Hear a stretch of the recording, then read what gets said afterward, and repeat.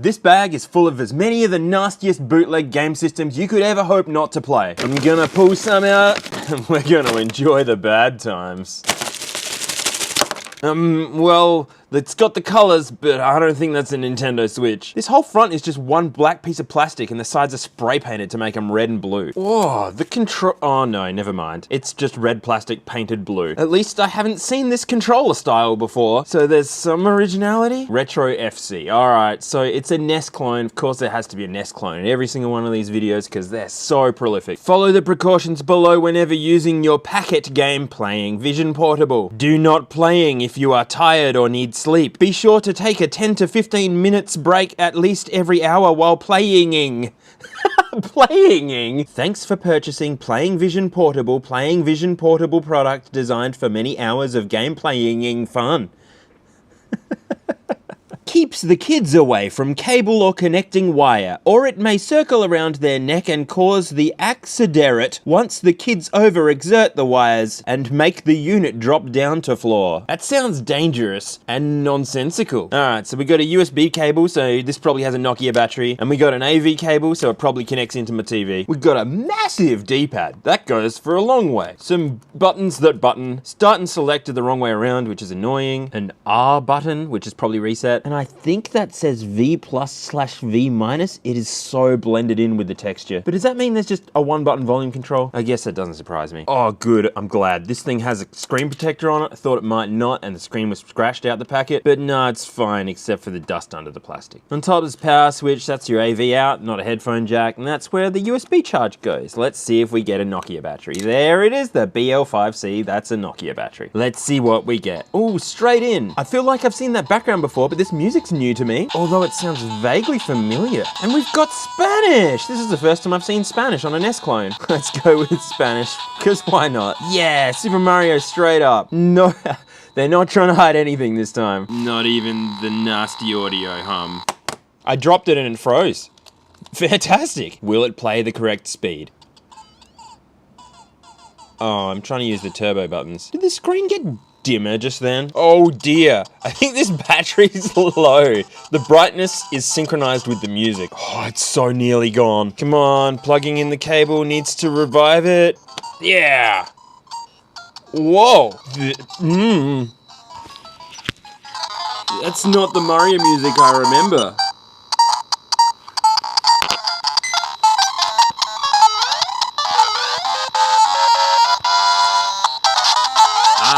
Recovered.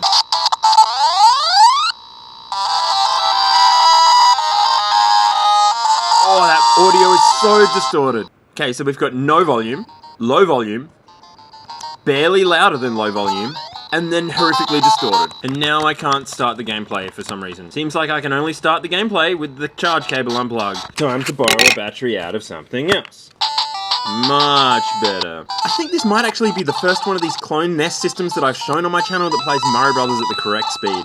So it gets a point for that, but the controls suck real bad. Let's see if we got any new bootleg. Oh, 620 in one. I haven't seen a 620 in one yet, so there should be something interesting on here that I haven't seen before. Mario 14 for a start. Oh, it's not A. I don't think this is Mario.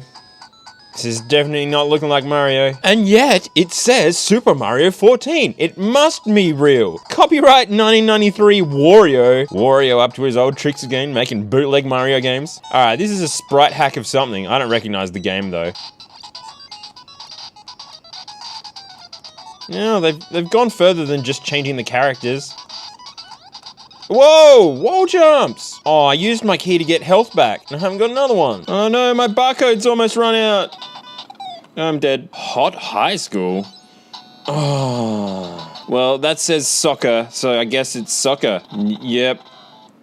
Yep, that's soccer. I do wonder if this actually has 620 games in it. I'm just gonna keep going through until I find Super Mario again. Oh, there it is. Super Mario Brothers, Mario 14, Super Mario 3. There's 313 games. Why do these things always lie? 313 in one would be a perfectly fine number. Flappy? I always hope for a Flappy Bird clone on one of these things, but it's never a Flappy Bird clone. This is the same Flappy thing that I played last time and couldn't figure out how to play. This frog thing killed me this time too. What about Fruit Pig? Fruit. And that's a pig. This could be a game that wasn't a NES game? The buttons don't do anything. I sure hope this isn't a real NES game because it's very, very simple and not very good. I just have to catch as many of the fruit as I can, and I can't move fast enough to get all of them. And I don't know what the timer started at, but it sure didn't need to. I would have been happy for this to finish long ago. Sweet freedom. Lose. Why? I don't know what my goal was. Next game. I saw Pikachu on here somewhere. I want to play the Pikachu. Pikachu didn't exist when the NES was out. There it is. Pikachu. That's a terrible looking Pikachu. Yeah, I am pushing start. Oh, you mean A. Alright, it's Tetris. And whoever's supposed to be in the middle there has had their face swapped with Pikachu's face. So now it looks like Pikachu's had part of its head removed. Mad Christmas. It's the same as the stupid pig game, but Christmas themed. Oh, and harder, and no time limit. And I don't know what the goal is then. Is it just an invisible time? I'm dead. Okay, I need to catch the presents. What about the lol? Oh yeah, I just need to catch the everything, I guess. Oh, there's bombs occasionally. Yeah. Oh, yeah, I'm dead now. Speaking of dead now, I want to take this apart and have a look. What's inside? What have we got in here? Oh, look, nothing so far. That PCB is very transparent though. You can see the traces on the other side very easily. Oh, it's not singular button pads. This gets a point for that. Not that I'm actually scoring. These elastomer contact pads are great when they're all connected together. Not so good when they're all singularly attached to the buttons. This is the LCD screen, which has a bezel adapter to fit where a larger LCD is supposed to go. On the board itself, we've got this thing, which is kind of our game cartridge. It's soldered to the board. This chip in the middle of it is probably a flash ROM, although Googling the numbers just has Chinese sites trying to sell them to me and not what they actually are. So I don't know how much storage space that has. Then we got this big blob here, which is an entire NES and LCD controller in one chip. And this particular one has hardly any accompanying components, just a little bit for the clock section, a couple other little bits and pieces to drive the LCD backlight and the charging and that sort of thing. In this one, even the speaker wires just go directly back into this chip, so there must be an amplifier in here too. The USB connector is definitely not actually USB protocol. This controller is not really USB, it's just a NES controller going through a USB connector. And actually, we haven't tried this yet, have we? I wonder if I can just power it and connect it to the TV. Whoa, that's loud. Oh, I can't plug it into USB if the USB is taken by the power. Oh, wow! Normally they don't do the screen and the TV at the same time. This is doing new things that I've never seen before. And the sound's coming out of the speaker and my TV at the same time as well. Alright, so controller in here, battery. Oh wait, is that the good battery or the bad battery? Where'd the good battery go? It's gone. No, it's not. This is the good battery. Never mind, I've got the other one on charge somewhere. If we put the battery on, there we go. Ah, this is player 2, of course. Can I push something with my wire cutters? Oh, just trying to rub this on the start contacts. There we go, and let's just go for the top one. That's remote, then we need select. Yeah, and then start. Yes! Alright, player 1 can just die, because I can't control player 1. Where's the Goomba? I thought the Goomba came anyway. Go right, go right, go right. Yes! Alright, controller, let's jump, let's run. Go! Oh dear. No, oh, I've missed it. Alright, let's just do the whole level then.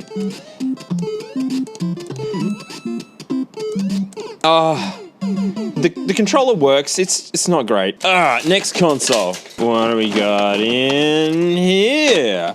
Oh, okay. We got ourselves an honorary bootleg. This is licensed by Sega, but it should never have been. Anything with @games on it, you just stay away. This is actually something I found on AliExpress, and it had all the official logos blurred out, so I couldn't tell whether it was legit or not, and when they turned up, yeah. This is an Arcade Nano keychain game console by AtGames and licensed by Sega. Waste electrical products should not be disposed of with household waste. See, they even know it's a waste electrical product. This one contains 5 Sega games: Virtua Fighter 2, Shinobi 3, Golden Axe 3, Golden Axe, and Alien Storm, plus 5 bonus games, which is code for Bootleg games. The screenshots are too small to see what they're going to actually be, but they're called Snake, Spider, Bottle Taps Race, Bomber, and Hexagonos. Look at this, they didn't even modify these ROMs for this system, they just stuck the Genesis ROM straight on here. As this product is designed for single player only, do not select two-player mode, for those games contain two-player function. What that means is we were too lazy to take out the two-player option, so just don't choose it. Now the thing that surprised me most about this thing being a genuine product is that it was made in 2010. These things are still available on AliExpress with all the branding blurred out, so I guess whoever has them doesn't actually have the rights to sell them, they just ended up with a warehouse full of crap. And I kind of feel bad about opening this one. It's a 15-year-old kind of collector's item-ish. But I gotta show it to you, so here we go. There's the console, and we get an AV cable. Whoa, there is a manual of sorts. Okay, this is the most garbage BS I've ever read. Note, for plasma and LCD TVs over 32-inch, please adjust your TV to the following setting for the best display effect. First of all,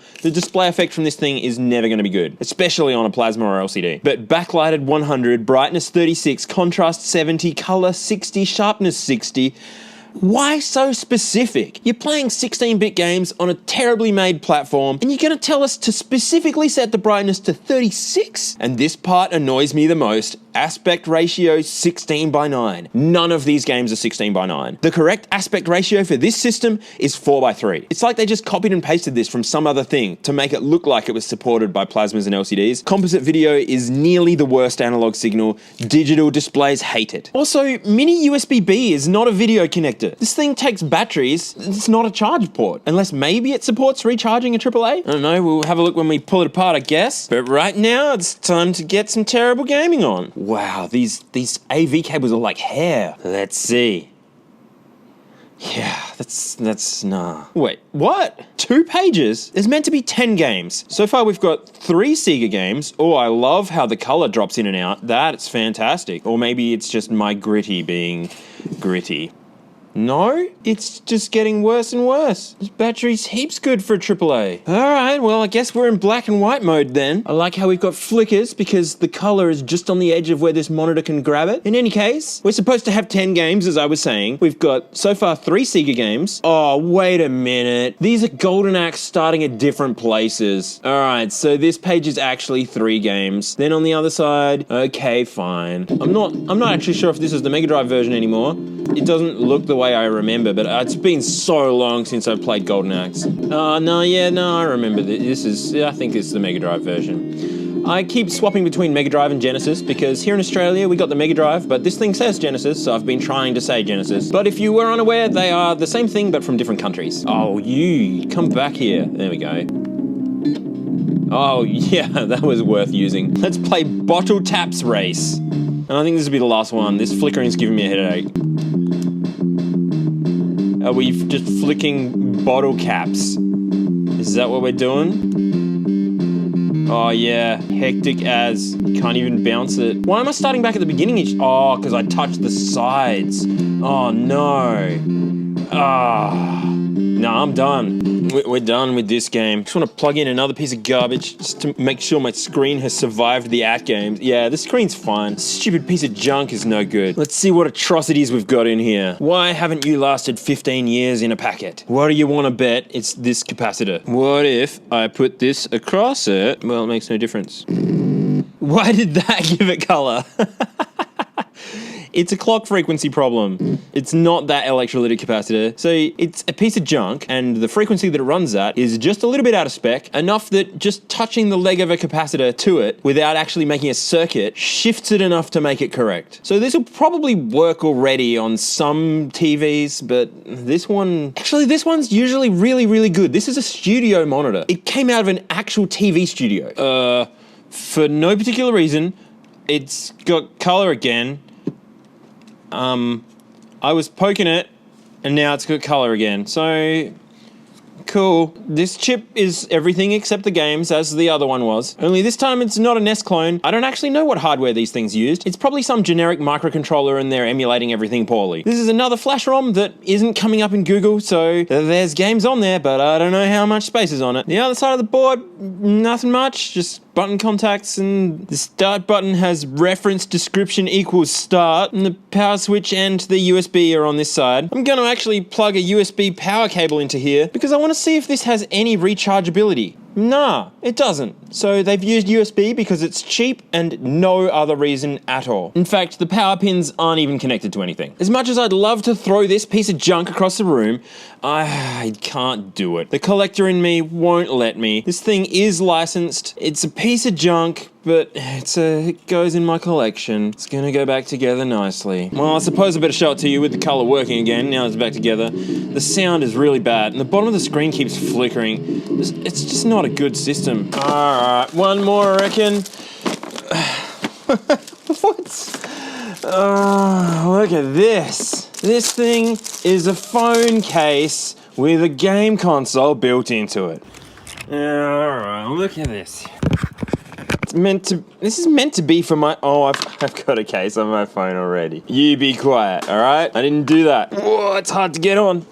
Oh, there we go. It's a phone case. You flip it over and you've got a game. Because, you know, phone games are not as good or something. And since it's not connected to the phone in any way, you have to charge the case as well as the phone. But since I use my phone for filming, we're just gonna have to pretend there's a phone in it and play it like this. This one has a nice peely thing that doesn't work to get the screen protector off. Now, I don't think this is a NES clone. And the reason I say that is there's no select button. There's S/P, which is start and pause, and this one says sound. The little buttons up here are the power button and reset. Hopefully it's got battery power? Oh, we've got a power light. English, and I've never seen this boot screen before.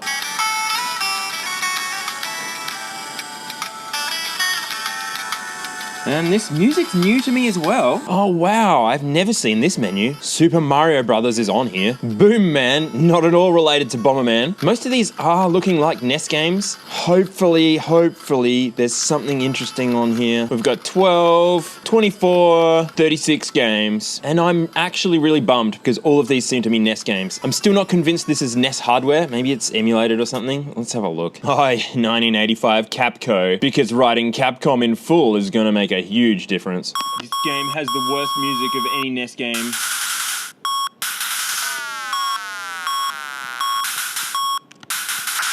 You're listening to it. It's snares and whistles, and that's it.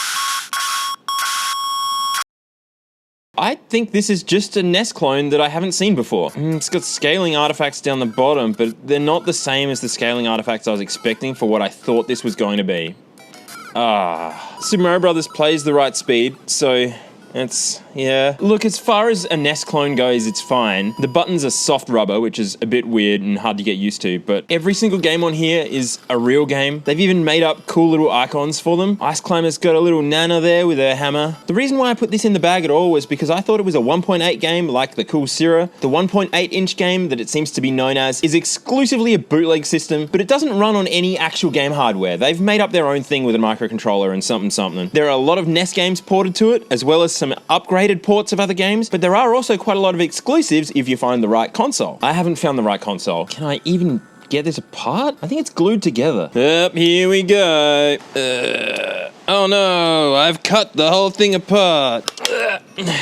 Well, heaps good user serviceability. We got there. I probably could have gotten away without cutting it now that I'm looking at it, but never mind. We've got a lithium battery here. That's fun, isn't it? Little speaker. They've melted the LCD into place. The edges of the screen are actually melted. Let's get that out of there. Yeah, freedom. If this is actually a NES clone, it's got the least in it I've ever seen. This little board is just the USB connector. Let's have a look on here. There's not much on there. Hey, look at that. It's got a provision for a USB connector to be soldered straight onto the board if that suits your design. These cases are available for a whole bunch of different phones, so probably the narrower ones just have the USB connector there. Hey, I want to see, because it doesn't have a select button, what do games do that have different game mode? Ooh, that skipped straight into the game. Yeah, so there's no way to play Game B on Mario Brothers because they haven't included a select button. So that's why I thought this wasn't an NES clone, because NES games do use the select button.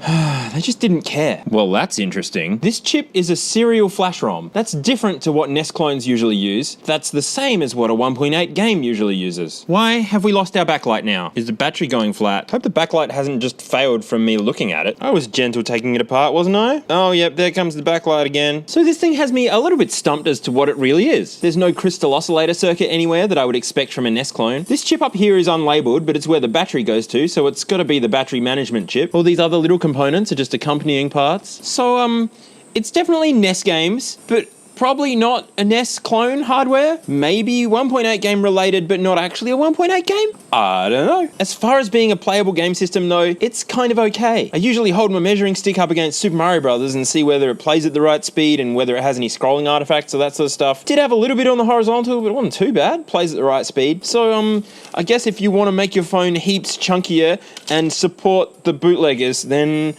nah, just get something better. But in the end, whatever this is, I still haven't found myself a 1.8 game full of exclusives, so we're still on the hunt for that. That's it, thanks for watching. If you want early ad-free access to all my videos, plus at least one exclusive video and a photo of every single thing that I get, because I've been collecting for ages and I'm always getting new stuff, then you can join me on Floatplane for $2.50 a month. Or if you just want the photos and to be part of my community, you can join for $1 a month. The link's in the description. I'll see you on Floatplane.